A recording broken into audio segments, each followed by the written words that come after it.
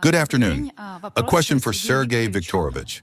How is the preparation for the upcoming Russian-American summit in Budapest progressing? Thank you.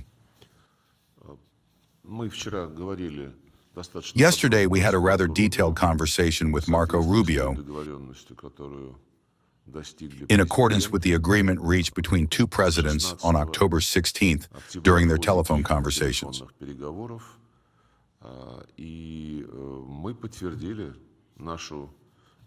We reaffirmed our firm commitment to move forward in line with the understandings and agreements reached between Presidents Putin and Trump, primarily in Alaska and during their telephone contacts. We discussed with Marco Rubio what the situation looks like at the present moment and how we can prepare the version of the next meeting, which was in principle agreed upon between the presidents of Russia and the United States, that the President of the United States proposed to hold in Budapest. It is clear that the issue is not about the location.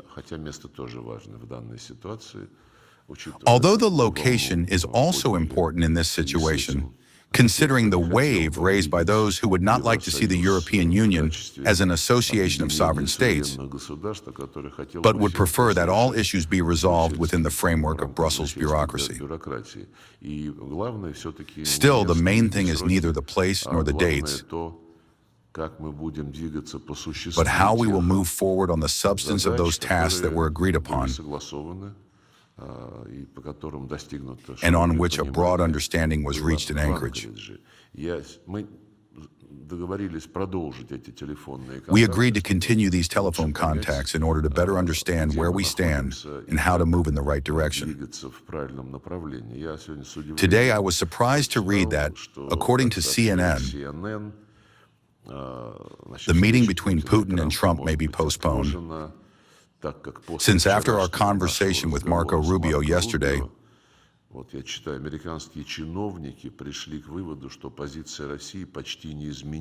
American officials came to the conclusion that Russia's position has hardly changed during the time that has passed since then and remains within its initial maximalist demands.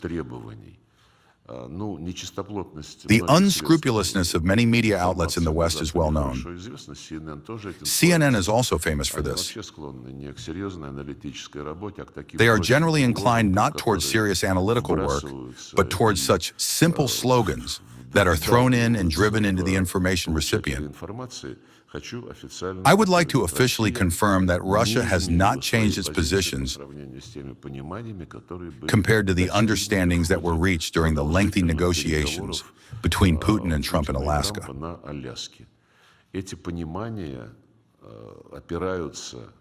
These understandings are based on the agreements reached at that time, which President Trump succinctly formulated when he said that what is needed is a long-term, stable peace and not an immediate ceasefire that will lead to nothing. We remain fully committed to this formula, and I reaffirmed it yesterday in my conversation with Marco Rubio.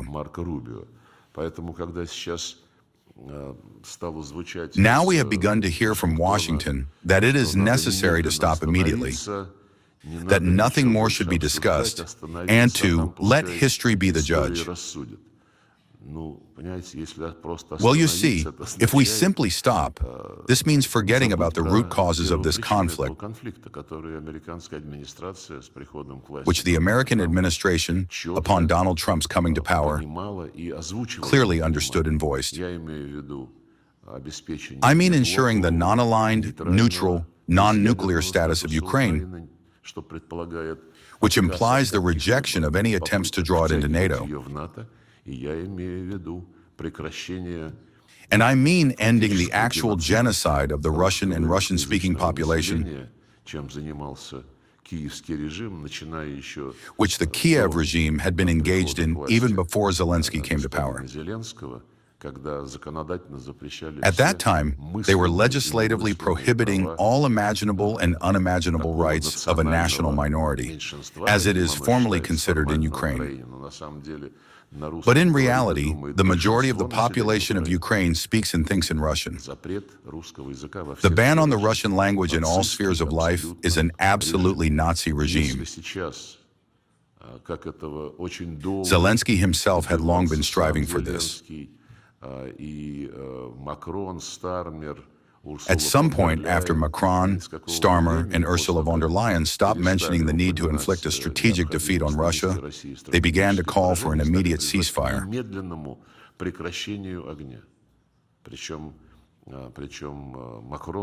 Moreover, Macron said that this ceasefire should be without any preconditions, including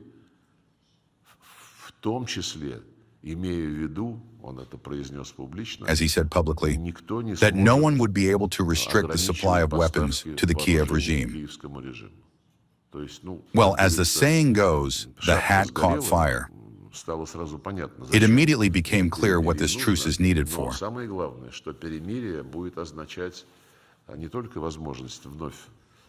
But the most important thing is that a ceasefire would mean not only an opportunity to once again pump the Kyiv regime full of weapons and stimulate its terrorist activities in the form of strikes on civilian infrastructure and civilians on the territory of the Russian Federation, and in the form of the Nord Stream explosions. Zelensky and his team are still being provoked to continue such activity by the Poles.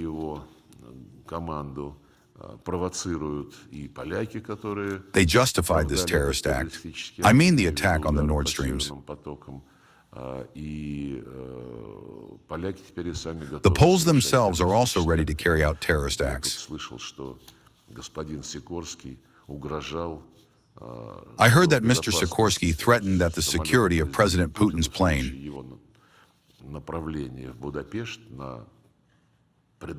in the event of his flight to Budapest for the proposed possible summit with Trump would not be insured in Polish airspace. That is, an official Polish court has made a decision justifying the terrorist act against the Nord Streams. And now the Minister of Foreign Affairs of Poland says that if the Polish court demands it, they will obstruct the free movement of the aircraft of the Russian leader. These are very telling cases. But I will repeat once again, an immediate ceasefire, about which they have suddenly begun to talk again, as opposed to the need to settle the essence of the problem and eliminate its root causes, would now mean only one thing: that a huge part of Ukraine would remain under the leadership of a Nazi regime.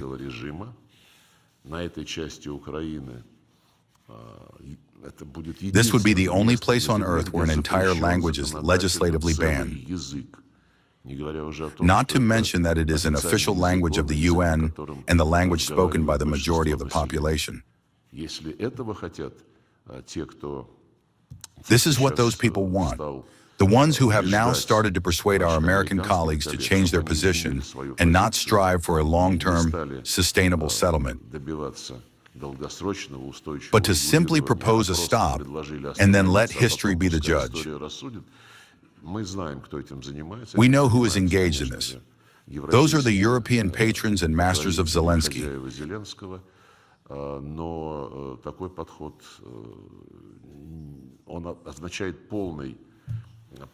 But such an approach is the complete opposite of what Presidents Putin and Trump agreed upon in Anchorage,